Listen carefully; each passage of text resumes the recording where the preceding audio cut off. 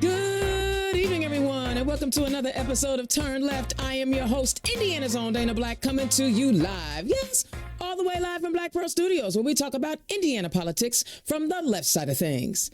Wow, I haven't come to y'all and talked to y'all in a while. We were in the middle of reorg, so I wanted to kind of finish that up before I came back to you because I wanted to be able to share with you all the good news. One, yes, I had put my hat in the ring to run for Marion County Party Chair.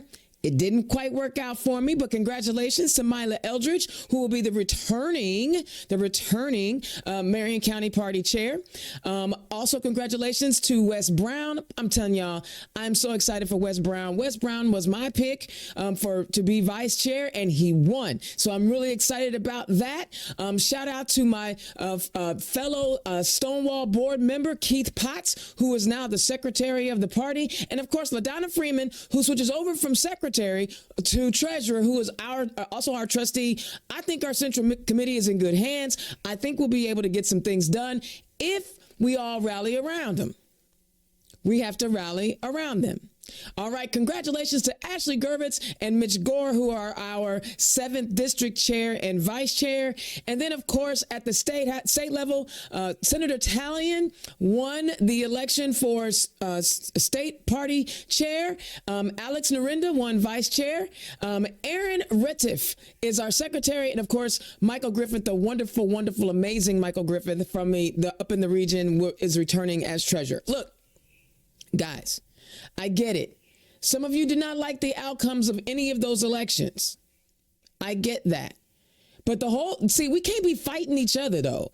Real talk. We can't be dropping bombs on each other. And nobody is resigning.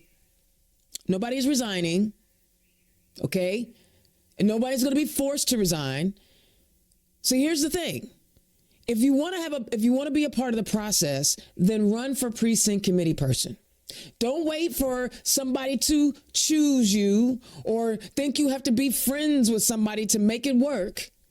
Run. Put your name on the ballot. Don't complain and bitch and moan. Put your name on the ballot. And then you'll have a say in what happens up the chain. If you didn't put your name on the ballot and you're just upset, ask yourself, what did I do to get my candidate across the line? And that goes for all levels. I was actually on the ballot, and some of y'all are acting worse than me, and I'm the one that actually lost. I'm okay, because I know that politics is about winning and losing. But the whole goal is to be in a position to help elect more Democrats who are going to write good policy. So stop wasting your energy. I know you're mad. Stop wasting your energy fighting other Democrats. I don't get along with every Democrat. There are some Democrats I despise, and they know who they are. But that does not mean I am not going to continue to do the work that's necessary to move our party forward and move our state forward, because we are really humans. We are under attack right now. What is happening at every level of our government, except for Marion County, what's happening at every level of our government is anti-democratic. We literally have an apartheid-loving South African immigrant fascist who gives Nazi salutes in Germany, calling the shots in our government. And you want to get mad about this? Listen, I've listened to a lot of people talk about, well, Democrats and Schumer, they needed to stand pat and they needed to stand strong and not vote for that continuing resolution and shut the government down. Listen, I understand what you're saying. That continuing resolution is terrible. It is awful. It is horrible. But Democrats, you are thinking about things because you are playing by the rules. See, you're playing by the rules. The rules say, we don't vote for this. We shut it down. We come back together and then we reopen the government. The other side is not playing by the rules. They're not playing by the rules. They are literally shutting down whole departments. So what makes you think if they shut the government down that it will actually reopen again. Oh, I know you want to stand on principle because it's a bad continuing resolution. But what makes you think these people who are not playing by the rules will actually reopen the government? And then if it does reopen, what would it look like? Because you are playing by the rules. You are playing by the constitutional rules that have been established for this country. They are not. They are not. You should recognize that you're messing around with people who will do anything to destroy the democracy that exists as it is. And then if we don't have somebody inside watching and being many roadblocks to the destruction of our government, then what? Everybody, all the federal workers are gone home. There's nobody inside watching. Y'all good with that? The continuing resolution was terrible. It short-sights our Medicare, Medicaid, and it puts our elders in harm's way. The clown is looking to dismantle the Department of Education. These things are happening, but with the government open, we can actually stop some of this. I feel you. That CR was terrible, but you are playing by the rules. They are not playing by the rules. You shut this government down, it may not reopen. It may not. And for people like me, the people on the margins, the brown and black people, the LGBTQ plus community, the women who don't have control of their own bodies, this could be detrimental to our existence. I need y'all to understand this. Mike Braun is applauding this nonsense. He thinks this is great. We should shut down the Department of Education and take it back to the states. Well, the last time the states were allowed to run willy-nilly over the education, black and brown people were denied an education. And you see that they are literally diverting public dollars to private institutions. They are already underfunding teachers. These people do not care about you. But they keep voting for him. See, I want us to understand you have to look at the big picture sometimes. We can always stand on principle. I get that, but you've got to look at the big picture sometimes. And these clowns don't care about you. So this is why I'm saying it is so important that we stop fighting each other, Democrats. We stop it. And we come together and rally around and offer support to the people who are leading our party. And then the more of us that get involved, like, Wes Brown wasn't supposed to win the vice chair of the Marion County Democrats, but he did. That's one. We can continue to make change, y'all. But you got to show up. You got to get involved. You got to stay active. You can't wait for somebody else to do what you can do. I've been preaching it since I've been with mics in my face.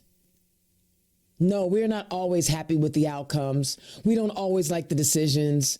But that doesn't mean that we don't stay involved because our democracy depends on it. Our democracy depends. And what does that mean? What does that mean? For some people, it's no big deal.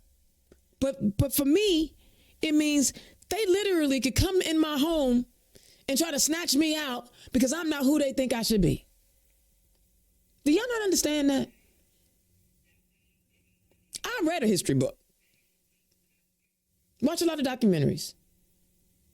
I know what happens next. So if we want to prevent this from happening to us, let's stop fighting each other. Let's rally around each other and figure out how we're going to elect more Democrats who are going to write good policy that improve people's lives. All right, that's my rant. So today's show is a little segmented. First up, I had the opportunity to spend some time with Debbie Asberry of Hoosiers for Democracy. And we talked about the Saturday event, the People's Town Hall, that is tomorrow, Friday or Saturday. So that's going to be the first segment. And then I was up in Allen County last night Had a chance to talk to the Allen County Young Dems to get them fired up. And I did a little interview with the president of the Allen County Young Dems because I think she's a rising star. I think we need to pour more into her and help uplift her. She's not going to get it all right, but we have to be there to be a guiding light, especially as old heads. I'm excited about what she's bringing. So I'm going to bring those 2 interviews to you, and then we'll wrap it up after that. All right, here's my interview with Debbie Asberry. Hey, everybody. You know, I am super excited about this conversation we are about to have right now. You know, a lot of you guys have been telling me, Dana, where can I go? Dana, where should I be? How can I help? How can I get involved? Well, there's an event coming up on this Saturday and a way for you to channel that energy. And it is Hoosiers for Democracy is hosting a People's Town Hall Saturday, March 22nd from noon to 2 p.m. at the Broadway United Methodist Church, 609 East 29th Street, Indianapolis, Indiana, 46205. This is a way for us as a community to come together. And I have with me one of the coordinators of this event, Debbie Asberry. Debbie, welcome to Turn Left. Thanks, Dana. It is so good to be here and to be with you. You know, I love talking to doers. I mean, there's some talkers. I know I'm a talker, but I'm also a doer. But it seems like you are a doer. Debbie, tell the people who you are and where you come from.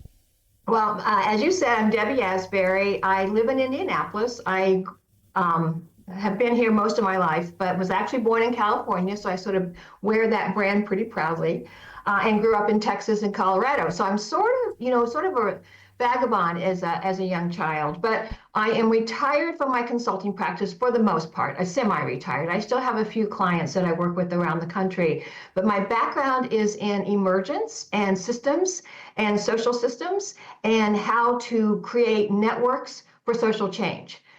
And so as I transitioned out of my work life into what I thought was going to be more of my writing life and slower lifestyle, everything has been happening since 2020 and then 2024. So I co-founded Hoosiers for Democracy in 2022. We went live with our Substack in 2023, I think, in anticipation of the 2024 election, as a way to get information out to voters and to help them understand the extremism that had taken a stronghold in our state government already. At that time when we first started publishing, Biden was still president, but sort of warning about the creeping authoritarianism. And so I have shifted from full-time paid work to full-time non-paid volunteer social activism, trying to help preserve democracy in our democratic institutions and way of life.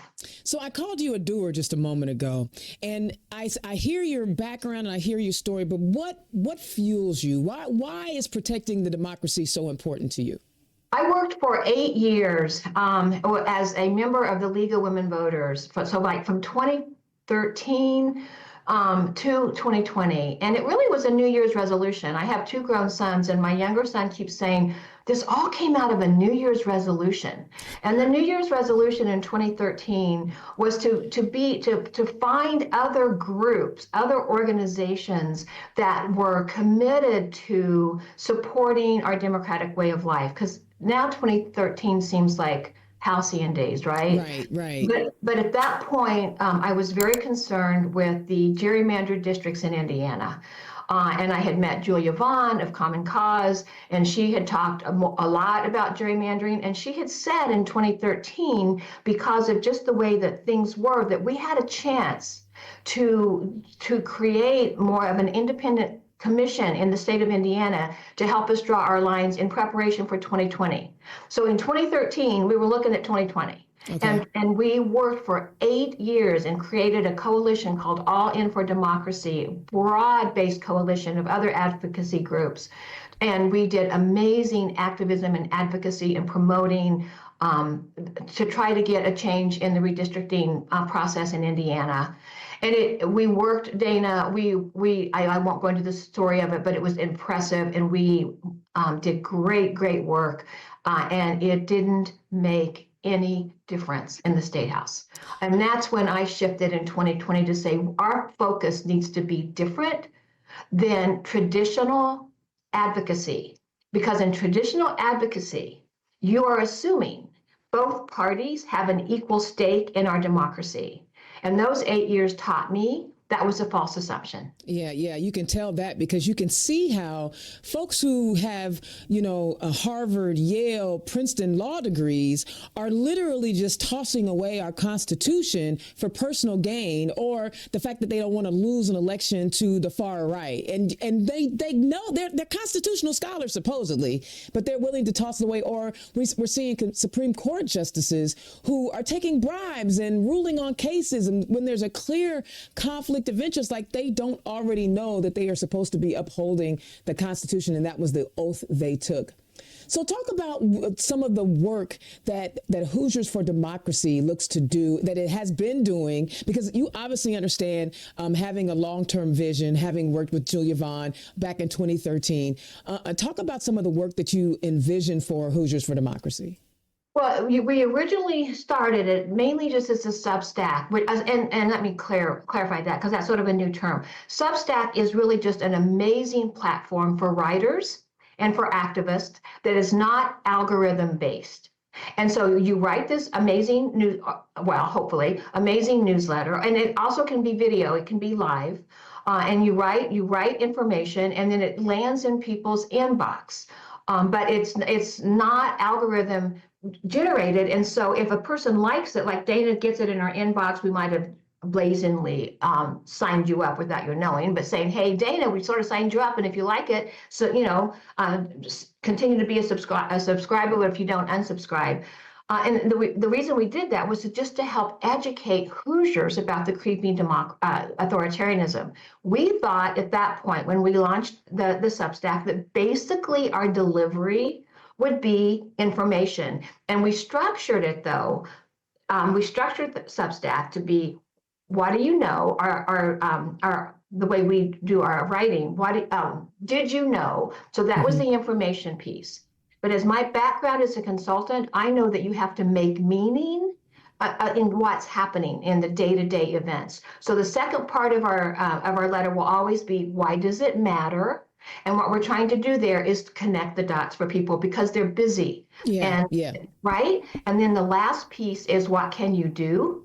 Because our assumption was that people want to do something, but they don't know what to do. And so every article that we write, we will have something that you can do in 3 minutes, or an organization you can join, or another great piece of information writer like yourself, a podcast and other Substacks that people can subscribe to. And so our initial thought was, it's basically information. After the election, what we realized is that, or really not realized, but just sort of has happened, we've become more event planners. Now, that's not in our wheelhouse. And so It takes a lot of work, and we have a few people doing this work. But you were with us on the inauguration day because it became clear we, as Hoosiers for Democracy, could not normalize that inauguration. And the inauguration day was Martin Luther King's birthday. Yeah. And so we made a decision in December, we're not going to stand by and just let this happen. And literally, Dana, 4 of us planned that event that you were part of, 4 people. Wow. And you had such a diverse group of speakers, which is one of the things I really, really appreciated. And I mentioned it that day, that it was you painstakingly made it a point to bring diverse voices into that space. And I thanked you guys that day. Basically you get this bunch of volunteers just coming together. Let me ask you this, though. I know that I am a party person. Everybody knows, you see Indiana's own Dana Black, you know that she is a Democrat. Tell me why you decided to create this organization versus working directly with the Democratic Party or the Republican Party. I'm not even going to know. I'm not even going to say if you're a Democrat or Republican. I'm just hoping that, you're on my side. But of course I am. So I want to go back to the party part, because on January 20th, we had amazing singers from the opera.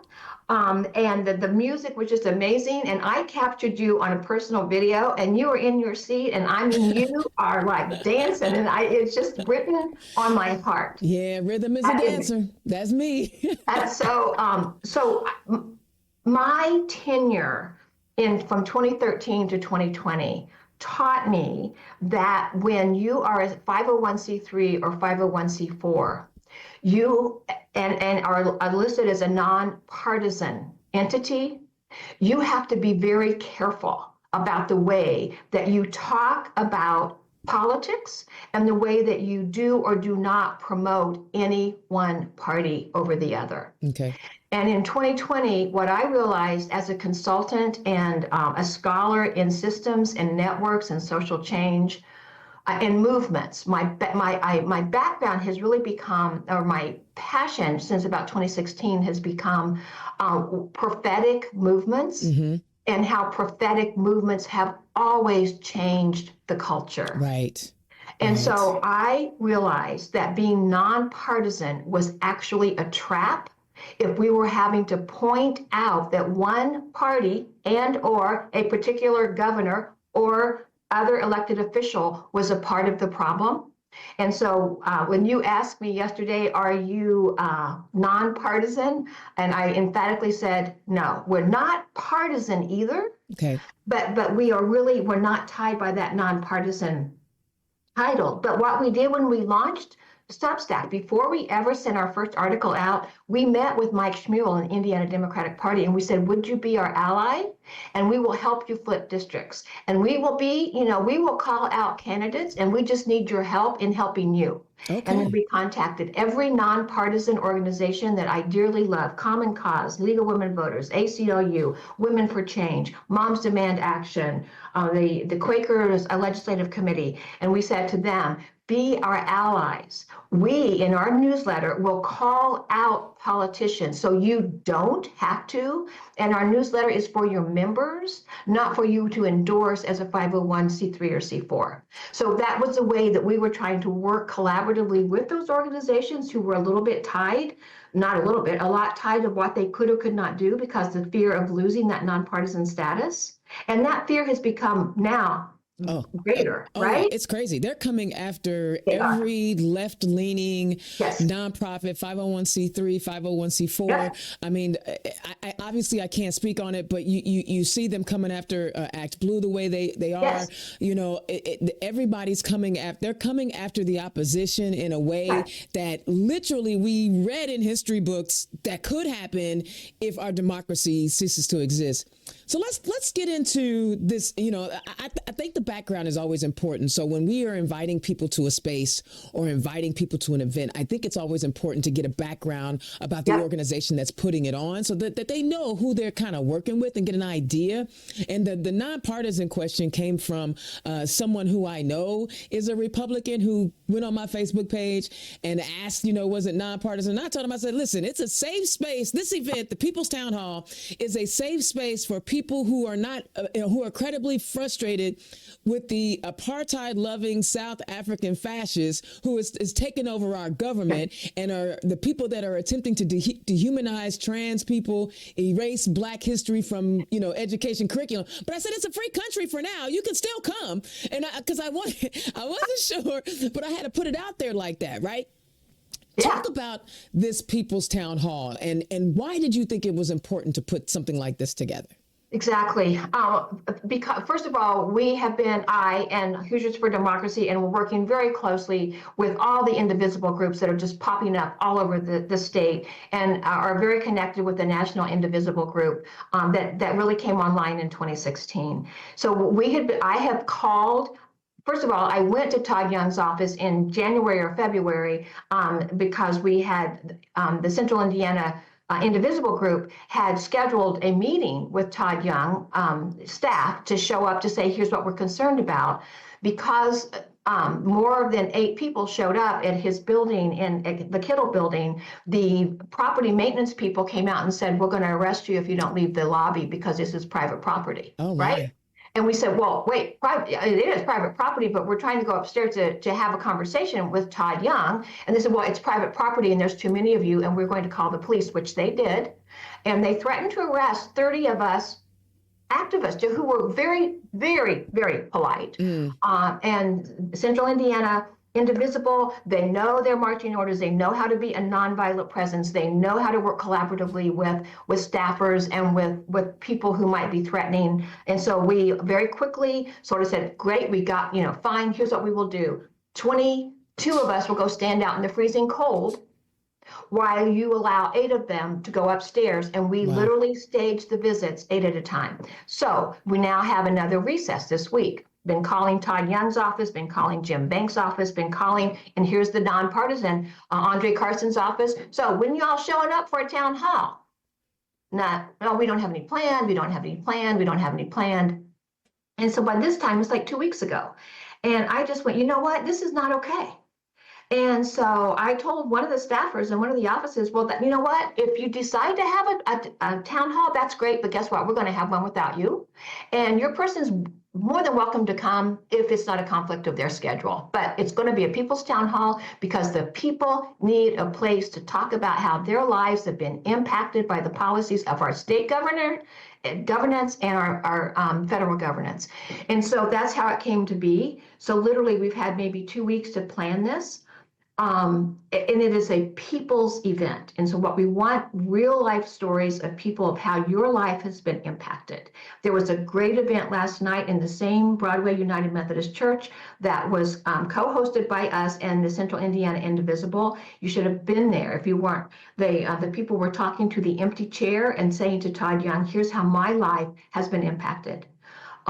So it's not an empty chair event, though, on Saturday. It's more of a let's create community, because Dana, what I know is that what the fascist regimes are trying to do is cause us to be deflated and separated and isolated and afraid and go home and just put the covers over our head, which any moment is what I want to do. And what we want the folks to have happen for them on Saturday is to say, look around. I have people who have been hurt just like me, and I want to connect with them. I am connecting with them because I'm hearing their story. So it's much more of a communal experience of being together in community and conversation. And then we do have processes to get these stories and these testimonies out back to Braun, Banks, and Young. I love that. I love that because, again, I see the frustration. People reach out to me regularly, and I love that people feel safe, inboxing me their frustration about whatever it is, right? I love that people feel that I'm a safe space, and I try to offer something, whatever I've got, right? Some days I got nothing, right? Because some days you just got nothing, but I try to offer something to them to continue to encourage them to keep moving forward. So I know that you're saying that you have a mechanism to get these stories out, but what are you hoping to get out of all of these people coming together and telling their story? So a couple things. First of all, for them to understand that they're not alone, and that there is a community, and the community that will gather that day. And we're hoping to be, it looks like we may have 400 to 500 people. The capacity at the church is 750. Wow. So they can look around and say, I'm not alone and I'm not crazy. The other thing is that what we are learning from scholars who understand authoritarianism and fascism and the takeover of a democracy by authoritarians and strongmen is that what we can't stand around and wait for the opposition. Right. And I've been a part of it. I've been saying, well, I'll be glad when so-and-so gets their act together and can sort of show up as an opposition party or show up as an opposition candidate, or where are these other groups, or where's the opposition movement? And what I realize now, took a little while, slow learner sometimes, we are the opposition. So that's the other outcome, that we want these 500 people or however many show up to understand you, my friend, have to be the social proof that we are not okay as a people, and nothing about this is normal. Right. And we're the social proof. And we're going to give ways in which that social proof can look and can happen. For example, something that I would love to have happen, we've got the American flag flying upside down in our neighborhood. I was thinking, in my house, what if in my little neighborhood, I called my friends together, all parties, because it doesn't matter who you voted for, everybody's affected. Everybody, right?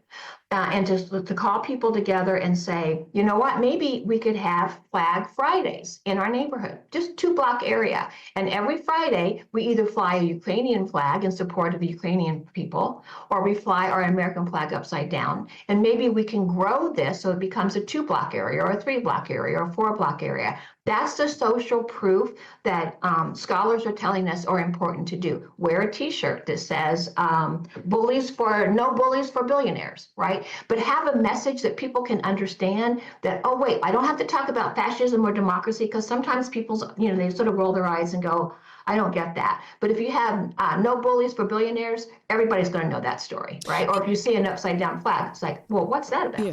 Yeah, and I want to like frame this just a second. I know that some people are probably listening and saying, "Well, isn't that just performative?" But I want people to remember when Dr. King was in Memphis. And the union workers, the sanitation workers strike, they all had signs. I am a man. That's right. And to this day, those signs resonate. Right. When they were marching in the South from Montgomery to Selma, Selma to Montgomery, they had "We Shall Overcome," and they were singing these things. These are in these movements. These are the things that galvanize us. So it's you may think I know there's some people out there, Debbie. I know there are some people out there listening to what you're talking about and thinking it is just performative. But I want people to go back to every movement, every civil rights movement we have had in this nation, whether it was the suffrage movement, whether it was the civil rights movement of the 1960s, whether it was the LGBTQ plus movement, there were always symbols. There were all I mean, goodness gracious, Kent State, the whole thing, everything is about visualizing and seeing that you are not alone. And then eventually, and I talk about this when I do training of people who want to be engaged in civics and aren't actually sure. You gotta have the street advocacy. You've got to have it. See, for example, George Floyd's murderer would not be in jail if not for the relentlessness of the Black Lives Matter movement that said, hey, we are sick and tired of people shooting us in the streets. These movements, these actions, these community actions are what generate change. And that's what Debbie is talking about. So don't dismiss it, y'all, as just performative. These will result in change. And listen, the other thing is, Debbie, we got this remote control society. You push a button. If your PC takes more than, 2 seconds to boot up because you're still on a regular hard drive versus a solid state hard drive, you're going crazy. Right. Movements take time. That's right. Nothing happens overnight, but people stayed in the fight because the fight was worth it. And I just wanted to underscore that just a little bit, Deb, because I know someone is listening to us talk right now and go, well, that's just performative, because there's always naysayers, right? In every movement, there's always naysayers. And it's evidence. I mean, if we could just reframe the performative piece to say that's true. It is sort of a performative piece, but I have to be the first mover. I have to be the one courageous enough to hold that sign to say, I am a man, that they did in Memphis, right? Or to hold the sign that says Black Lives Matter. When that movement started, it was 3 women. Yep. 3 women, right? And because they were the first movers of that movement, then we saw the power of how that movement grew literally overnight. And so I can't wait for Dana Black to tell me what to do. Yeah. I have to be the first mover in my neighborhood to take the courage to say, what's going to happen when I do this? And you know what happens? People walk by and go, great flag. Tell me more about it. What's going on with that? Isn't that a white Christian nationalist thing? It's like, well, it's a distress call for our democracy, actually, right? And they go, oh, I never knew that. And then my neighbor 2 blocks down, their flag's flying upside down. Right? And so it is important. That is how movements happen. And so you're singing I'm singing your song or you're singing mine. I'm not sure which. And that's why I'm glad we're going to be in a church, because we're choir singers, baby. I love it. So, I believe that this event on Saturday has the opportunity to bring people together of all walks of life. I know that there are going to be Black people there, because I'm going to be there. I know that there are going to be people of different faiths there. Right. I know that there are going to be people who have different gender identities and same gender loving people. We're going to have a mosaic of people there telling their stories. You also mentioned that you wanted to do a live stream portion of this. Talk about that. Exactly. And so it's a people's movement. And number 1, a people's experience. Number 2, we run this, in our flyer, we said, politicians who hide I forget what we said. You'll have maybe the flyers in front of us, but it's not okay to hide from us, Yeah. and we will make sure that you hear our voice. Yeah. Well, but see that you don't want to make false promises, right? Right. And I can't make anybody do anything, Right. right? But what we can do is create experiences because people are distracted, and the most of the news it comes it comes on my cell phone, right? We can hashtag and do an @ as somebody's Twitter handle, and we can live begin to say, I'm at a people's town hall and people here are concerned and things are not okay. Hashtag People's Movement, handle Jim Banks, right? And then boom, it's right there. Okay, and so for the people that don't understand, explain the difference between a hashtag and a handle so that they know what that means. Well, I learned it yesterday, so I'm just like learning into this. But a hashtag sort of helps everybody know who might be on the same page in the choir. Yes, there's a people's movement, right? And so anybody who sort of already knows the hashtag people's movement or sort of part of our club. But if I put a Twitter handle, and guess what? Jim Banks has Twitter. He has not moved to Blue Sky, and I'm Blue Sky, but I know how to access Twitter. And so a handle is going to access their own particular social platform. Right. So it lands, their eyes will see it. Yep. Well, I honestly, That's the difference. I'm not always sure that the politicians actually see everything. That's right. I'm not sure. Sometimes they got people, doing it for them. Like the young Republicans put out a tweet saying, Republican House, Republican Senate, Republican White House. That hasn't happened since 1928. Yeah, right. Exactly. I know. But Dana, we do what we can do. What happened in 1929. We do what we can do, right? Yeah. So, one of the things I love about this, when you reached out to me about this is the live streaming and my platform. We can, people want to know, why is it important to record these things? Right. Do you guys remember knowing about the archives where you could go listen to the slave narratives of hearing the stories that were recorded of people who were actually enslaved humans in America? You can go in the archives and listen to Native American stories about what it was like being removed from their native homes. And so sharing those stories adds humanity to the experiences, or the real-time accounts of what it was to be in the Japanese internment camps. Yes, I am equating all of these things, people, because you just saw the other day where the Pentagon is erasing Jackie Robinson from the history books. They're erasing anything that has to do with anything that's not a white male. The Holocaust. My husband was just saying, Debbie, they're taking away all indications of the Holocaust from the Pentagon. I mean, he's just like distraught down there. And it's like, you know what? Can't go crazy over this. It's like, yep, that's what white fascists do, right? So just like, there they go, check, data point. Yeah. And this is why these stories will be so important, because now we will have a history of it. We'll have account of. We're not necessarily putting everything in one space, because I'm going to live stream on my feed, and there's going to be some other podcasters there live streaming. And of course, we're not going to do anything without anyone's consent. We're going to make sure that we have everybody's consent. But then also, Hoosiers for Democracy are going to put together their collage, so to speak, of video so that we can share. And we're going to create a history of this movement. We're going to create an archive of this movement. So no one can sit around, Debbie, and tell us we didn't tell you. That's right. And the really a cool story, Dana, is that one of the folks that we've been connected with Hoosiers for Democracy lives 2 hours away.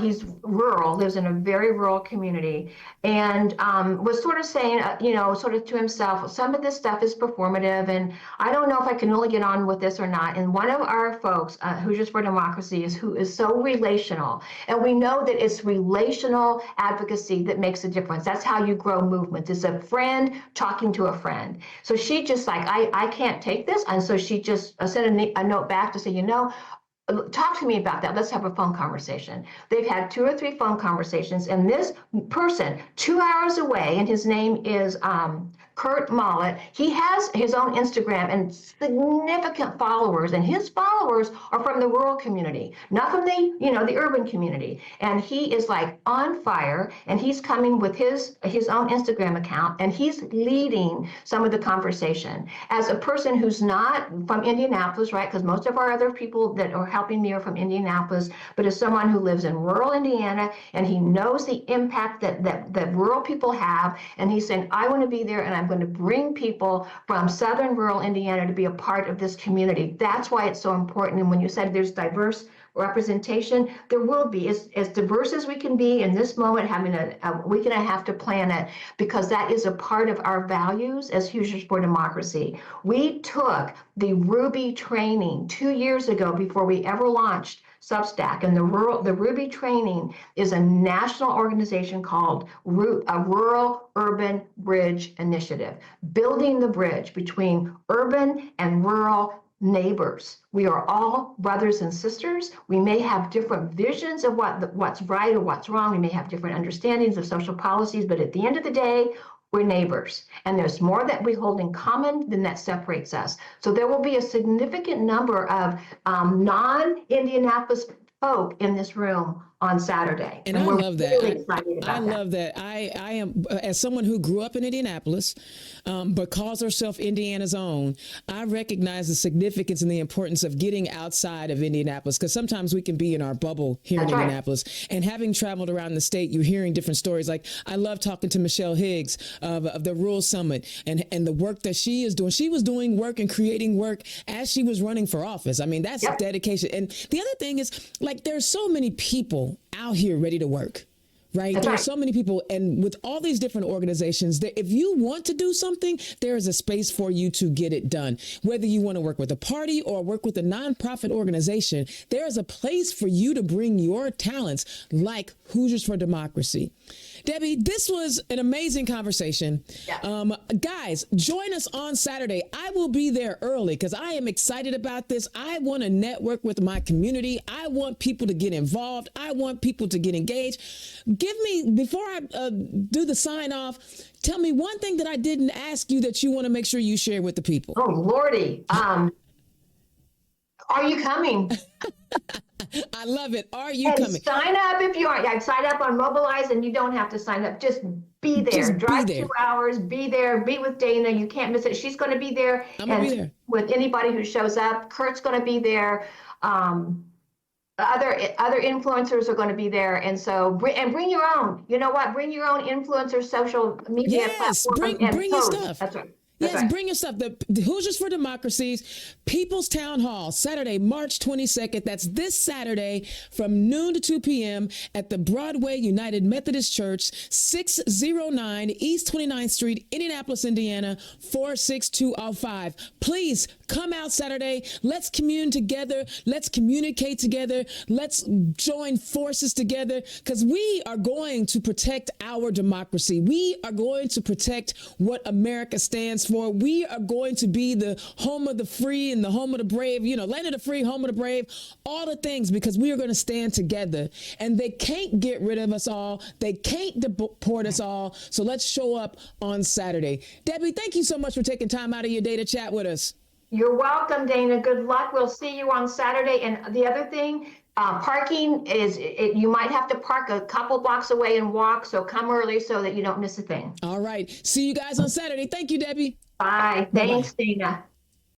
All right. Next up, I have my interview with the president of the Allen County Young Democrats, Bree Andrews. It's a brief interview. I just want you guys to get to know her. She's doing some amazing things up there in Fort Wayne and the Allen County area, and she is a young person that we should pour into. So check out this segment with Bree Andrews. Indiana's own Dana Black. I'm hanging out in Allen County on a Thursday night. I was supposed to come to you live. It just didn't work out in the library, but don't worry. The whole goal of tonight was to inspire and talk to young people. You know what, though? There are young people that actually inspire me. One of the dopest on the interwebs, on the socials, is Miss Bree Andrews. Miss Bree, how are you doing? I'm doing well. I'm doing amazing. Because you know what? I'm not stopping. That's what's up. Tell the people who you are and where you come from. Oh, wait. Let me tell you who she is. She's the president of the Allen County Young Dems. But there's a whole, video piece about her. Go to her Facebook page and watch it. She's doing amazing things. Now, tell the people who you are and where you come from. Yeah, so my name is Bree. I'm from Fort Wayne, Indiana, born and raised. And I am just everywhere I need to be. Everywhere I'm called to be, that's where I'm at. So whether it's community advocacy, political advocacy, youth advocacy, my people advocacy, I'm everywhere. You're also a Hoosier Women Forward. I just want to plug it. Hey, applications are going to be opening up in May. You better pay attention and get your reference letters. So tell me, where did all of this activism come from? I'm a survivor of childhood physical abuse. I'm a survivor of women's violence in SA, and I'm a black woman. So that's a fight every day. Every day. And that has fueled every bit of advocacy within me. That is my driving force. I want to be the person that I needed when I was a younger me, and now I am that person. I love that. I love that. And how did you take your advocacy and turn it into political work? Wow, so that was a crazy journey. I never thought that my advocacy would align with politics, but it really takes people seeing things within you and calling it out within you and then giving you a position. So I was at the forefront of a blackface incident that went down at one of our school systems here. And I interviewed some of the kids and parents. I partnered alongside them with some protests. And then I went to the school board meeting and I spoke on their behalf and advocated for them to the superintendent in that school board meeting. Someone in the audience was in there and heard me speaking, and he said, "I need you and I need you on my team." He just so happened to be the president of the Allen County Young Democrats at the time. Okay. Was that Sean Johnson? Yes. You know, I call him nephew. Okay. That's nephew. Hey, shout out Sean Johnson. We love you, bro.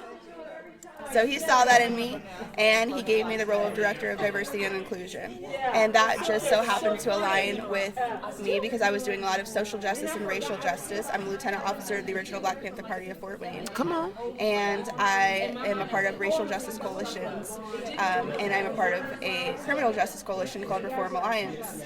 And so we have to do that type of work and to have an understanding of that type of work in order to best help our people, because we typically are those disparaged communities that are having to deal with the criminal justice issues and the racial justice issues, and that inherently becomes social justice issues. Absolutely. And so what does it mean for you to be a young person? Because we're here at the Young Dems. Y'all know I pour into young people because I believe, there's power in young people. What does it mean to be such an inspiration in your community and to be young? Well, I appreciate hearing that, but I'm telling you, I'm hooked. I'm hooked on BA, baby. I'm hooked. I thank you. I really just try to stand in the gap. I want to hear from my fellow young people. I want to hear how their perspectives and what they feel, how they're feeling. I want to know what's on their mind, because we are so often overlooked. We are so often not called to the table. Right. I am trying to change that. I'm trying to bridge the gap there, because number one, you're not going to be able to overlook me for long. You can try, but you're going to see me. I'm going to come around the corner and I'm going to be there, and eventually you're going to have to speak to me, and eventually you're going to hear what I have to say, and you're going to love it, and you're going to want to hear more of it, and then I'm here to bring my other people, my fellow young people, along with me. This isn't a gatekeeping thing for me. This is how many more people can I bring to the table? If I have to be the first introduction, that is okay with me. I will open the door. I will get the door cracked. I will stick my foot in and make sure it don't close. Come on. And then I'm going to start bringing the rest of my people with me so that we're all collectively at the table, and we all have the opportunity to have our voices heard. And I love that, because, we talked a little bit about gatekeeping tonight and the importance of bringing everybody in. We just finished with our reorg. We have new party leaders. It's time for those party leaders to reach out to those candidates they ran against or ran on the same ticket, because Nicole always says, I'm not running against you, I'm running for this office, right? We got to bring them all in. Yeah, please don't stay in your bubble this time around. Please do not stay in your bubble and only speak to those that you think connect to on the same level as you, or that you think have the expertise. Open it up to everyone. Give people a chance, because you're going to be surprised at what you hear. The person that you're overlooking, the person that you don't think has the knowledge, believe me, they have more knowledge than you think, because they have time to go do the research. Right. So then they have time to bring something back to you. And a lot of times people don't want to get down and rock with other people because of personality conflicts. And I'm like, I need people that disagree with me. Yes. That challenge you and then hold you accountable on top of that. Makes you think differently. Like, isn't that what we're supposed to be doing? We're supposed to be growing our brains. Yes, growing our minds. There is no, what's the saying they used to say, if it ain't broke, don't fix it. That needs to be taken and thrown out the window, because there's always opportunities to elevate something and make it better. Yes, and obviously we broke in Indiana. We broke. Unless you in the major metropolitan places, Democrats ain't winning races, so something ain't right. But we have new leadership. I know that there was some questions about, all the different candidates, but I still think it's a time to turn over a new leaf. Talk about how Allen County Young Democrats will be working with the Allen County Democrats to achieve our mission as Democrats. Yes, so I'm a precinct chair. Okay, so I definitely had a vote in the reorg for Allen County. And during that time where they were getting ready to run, the very first thing I did was have a meeting with my young Dems, go over all of the different things that we wanted to ask, that we wanted to see, and that we wanted to make sure they were held accountable to. I put together a list of questions and a list of comments, and I sent it to every single person that was running. And most of them. That's impressive. Most of them did respond. There was maybe like one that didn't, and whatever. They didn't win. So everyone else did respond, and those people, most of them did win their different positions. And so not only did we send that initially before they won, then we sent some more after they won, and to the point that the chair then said, we need to have coffee and start talking about this more, because I do want to have young Dems at the table this time around. I want to have young Dems at executive committee meetings, and I want to know what is on your guys' mind and how I can best collaborate with you and best leverage you. And I said that is exactly the type of change that we need, and I will not stop until I see it happen. I love that. So tell me, do they have, we ran late. I wanted to talk to you for a long time tonight, but we ran late and we're going to get kicked out of this library. And I plan on having you back again. I will come to you, because you came here, I will come to you. We'll do it remotely. Gas is that works. Gas is $3.23. That was an option. Okay. Yeah. Oh yeah. We could do it. Well, I always love coming to Allen County. And we wanted you here anyways. We needed your presence. But you not get energy from young people. Like when you're 54, like you on the other side of cool. You know what I'm saying? So like you got to go get your energy from young people. Young people inspire me. I'm gonna tell you why. I think about what I was doing when I was in my 20s, and it wasn't this. I had just came out. I just discovered my love of women, and I was like a 16-year-old little boy, just running around, just meeting all the girls, not thinking about nothing, hadn't gone to college yet. So I look at what you guys are doing now, and you're accomplishing so much more than what I did when I was young. So now I'm old and I done matured and calmed down and all the things, so now I can share life with the young people. I may not, like I tell people, I've only been in the political game for 10 years. But I've been on this planet for 54. I may be new to politics, but I ain't new to humans. Exactly. And so it is so important, I think, for us to pour into young people. She's going to be a force. Who's rooming forward this session, right? Yes. How's that experience been for you? It's been really amazing to hear from you. Were one of our speakers. Oh my gosh, I was fangirling then. And it's been crazy. I would have never had the opportunity to meet the amazing powerhouse trailblazing women that I have met since being in Who's Rooming Forward had I not been a part of this program. Every single month we have a new meeting where we have a new group of women that are doing amazing things and that are leading the way. And it has inspired me to the point that now that's why I'm so motivated to run for office at this point, because I'm seeing it right in front of me. People sometimes paint things as, well, I don't know if you can win this, and they have this man there, and that man's been there for 15, 20 years, and it makes it look like it's unbeatable. But then you see these women in their different roles. You see Shelley Yoder. Come on. Those long, yes. Shelley Yoder is everybody's favorite. I ain't gonna lie. Senator Yoder is she texted me today. He was this weekend, wanting to know if we. The joy. Andrea Hunley.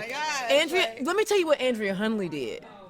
And so it's easy for candidates or politicians to say, you know what, I'm gonna stay out of this.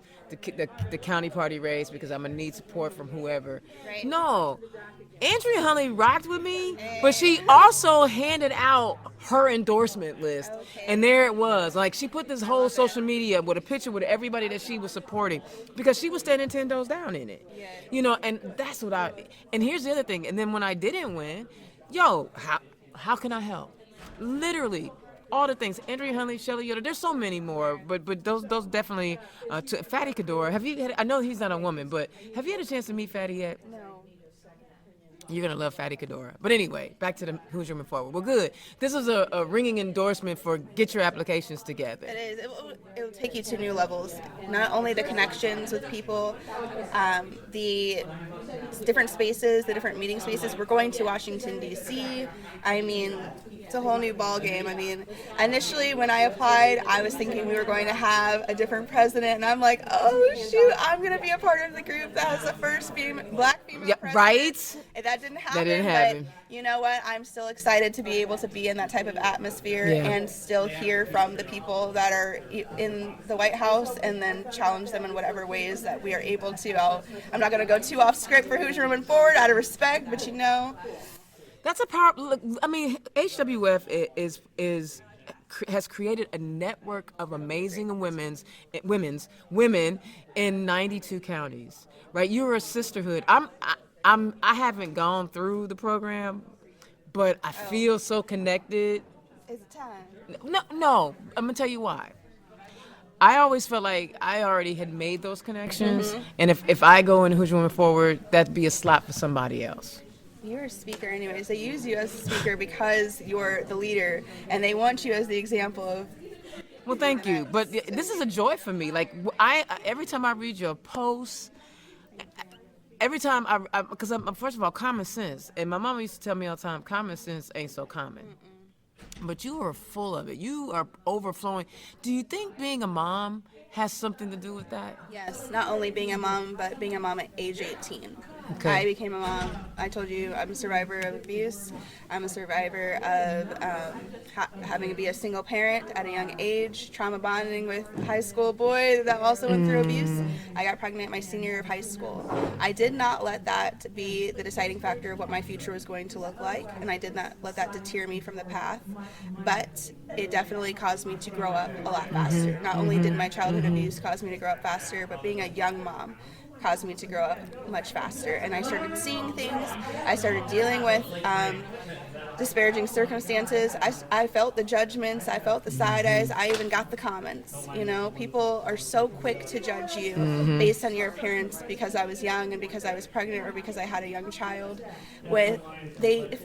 If they would have just taken the time to get to know me and hear the root of how I ended up in my situation, maybe they would have understood more. Maybe they would have come alongside me and mentored me instead of shunned me or looked away from me.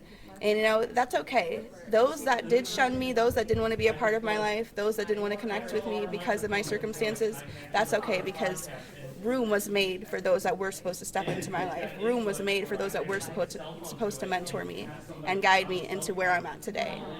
Y'all, Indiana's on with Bree.